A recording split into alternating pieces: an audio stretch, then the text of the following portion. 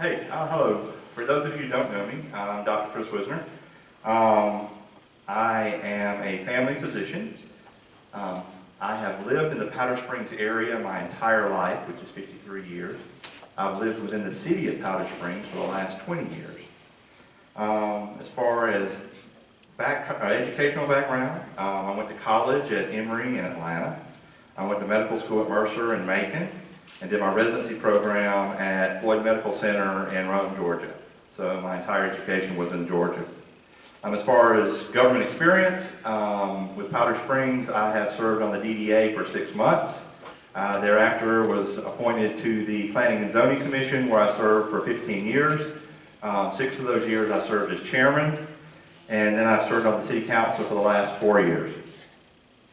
As far as work experience, growing up in my 20s, I worked at Sun Valley Beach and managed that facility. I worked with Puckett EMS as an EMT and now as their medical director. During residency, I served as chief resident during that term. I started a solo practice with Wellstar and built that to a 7-physician practice. Thereafter, I moved in with Tanner Medical Group, and I'm currently with a solo practice there, and we're in the building process at this point. I do not have a business in Powder Springs. These are some of the questions we were asked to answer, so I'm not just making these up. As far as community activity, I'm actively involved in my church, which is Powder Springs First United Methodist Church here in Powder Springs. I volunteered with Troop 1294, which is here at the Legion, as an adult leader and at times assistant scoutmaster. I've been on school councils at Powder Springs Elementary, Cooper, and Hill Grove. And I've been chairman or president of Hill Grove Foundation and Band Boosters. What makes me different? I think I'm a problem solving.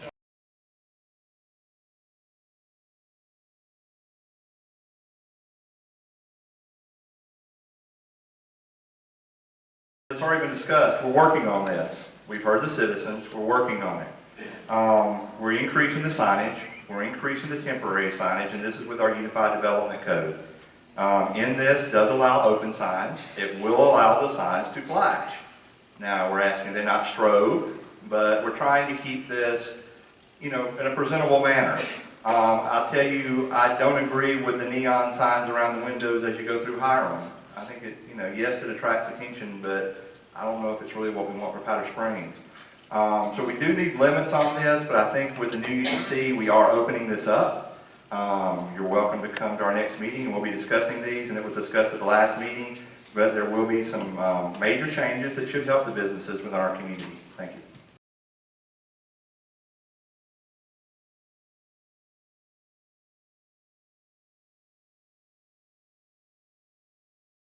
Thank you. As has been mentioned, one of the best things we did a couple years ago was we added an economic development director to our staff. Since then, she's cataloged the land that's available, and she's cataloged the buildings. One of the problems with the city buildings is we do not own as a city those buildings. They're owned by private owners. So we have to partnership with them as far as a city to promote their buildings and try to find a business that would fit, and we're doing that. We also are doing the Living Centers Initiative, or LCI, which is looking at what do we need, what do we have. This is a citizens committee. It's made up of business owners and citizens within the community. It's been ongoing now for about a year, and it's still in the process. The other thing we've done is a target cluster analysis, looking at the businesses that are here and what we can do, and this is in line with Cobb Edge, and we're partnering with Cobb Edge and the state to look for businesses, and if the opportunity comes in, they'll be ready to bring them into us. So we are working on this. Thank you.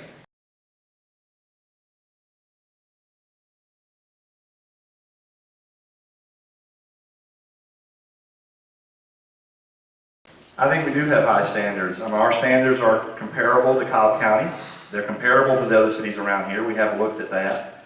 Overall, with our current environment, it's tough to be a police officer. How many of you leave home and wonder if you're going to come home alive the next night? So this is a tough job these men and women are doing. We've done a couple things to try to attract officers. We've just recently increased our pay for our lieutenants and sergeants. We were not competitive in the market in that, so we've done that to try to get our higher level officers in. A while back, we did make an adjustment to our street officers, or our regular routine officer to patrol officers. The other thing we recently did, not long ago, was we're doing take-home cars. So after a certain amount of seniority, they do that. Two things: one, decreased cost and increased decreased maintenance and increased officer satisfaction. So I think we've got a great police force, and we just need to keep supporting them the best we can.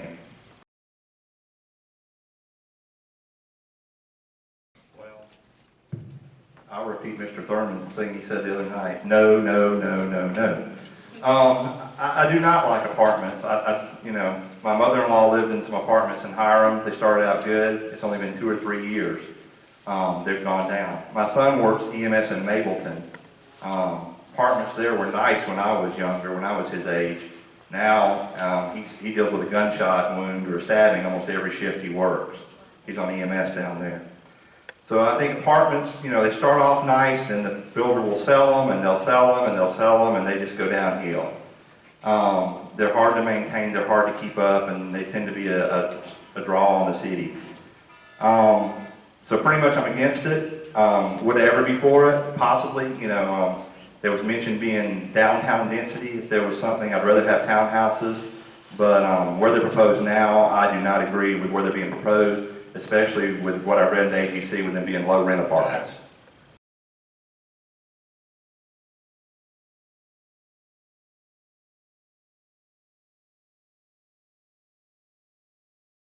Okay, yes, I'm satisfied with our city manager. I think she's done a good job. She's brought our directors together. We've got one of the best teams of city staff right now that I've seen. It was mentioned that we've got rid of 5 city managers.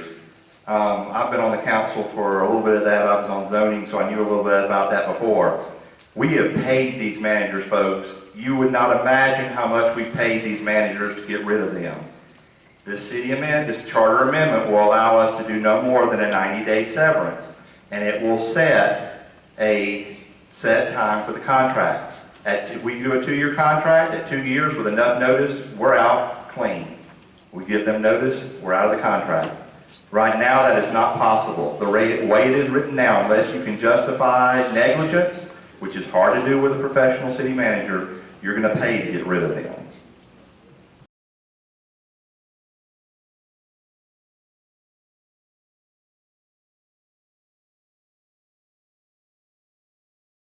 Okay, I hate to say it, but medicine's a business, folks.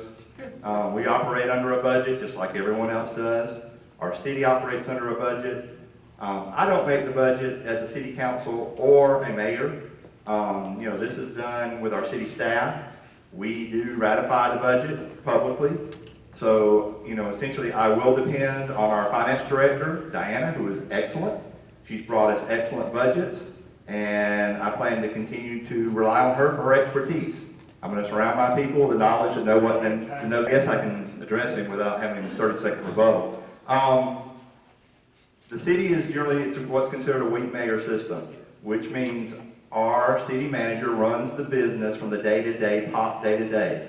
The council and mayor are policy-setting bodies. I feel I can do that with the time I have. I have evenings, I have weekends. I've discussed it with the medical group. I have their blessings.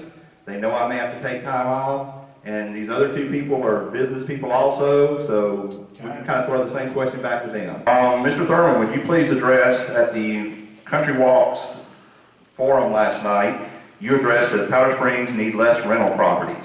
You as a rental property owner, would you do away with your rental properties to meet this criteria? Ms. Feliciano, on your financial statement, you listed a business at your current home address, which is on Warren Creek Drive. Can you respond if you have a business license for that business? I'm sorry, there's a question. Dr. Wizner, you have a question? I just asked her, so in other words, she does not currently own her business. She's working as a consultant for another company. Do you want to address that, Allison? No. Okay. All right.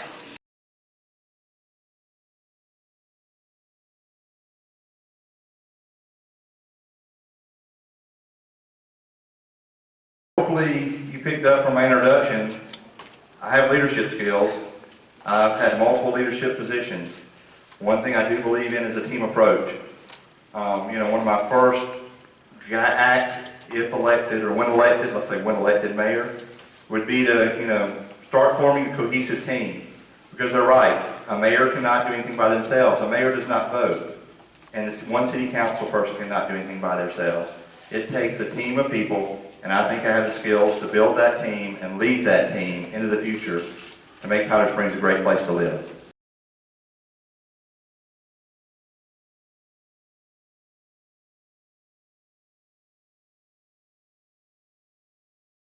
I'm glad the folks were there. I mean, I thanked all of you for coming. We need that kind of participation. Unfortunately, you know, if you look at it, yes, the room was full, or majority were against it. We had 60 people in that room. That leaves about 13,000 citizens we haven't heard from. You know, I do appreciate the folks coming, but the ones that show up tend to be the ones who are against things, and we have to look at the big picture as far as the council.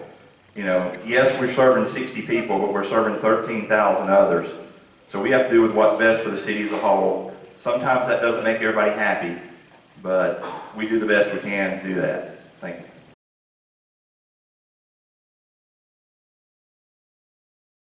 First off, thank you to the Legion for having us out tonight. I appreciate that, and thank you all for coming out. I always get in trouble for this. Introduce my wife, Penny. I didn't get to begin with. It was 24 years. My son, William, and my daughter, Kelly. I always get in trouble for not introducing them, so I better do that. What makes me different? I feel I have excellent leadership skills. I believe in a team approach to leadership. And I think with city council or with the city situation, that makes a difference. I'm a problem solver. I have a gift of the ability to make quick decisions. I guess that's part of being in a position. And make accurate decisions and plans and move forward rapidly. I use that in all my life's endeavors. You can ask anyone around here. I don't do anything halfway. You can ask anyone who knows me. I'm a workaholic. Even as a physician, I've served on the council.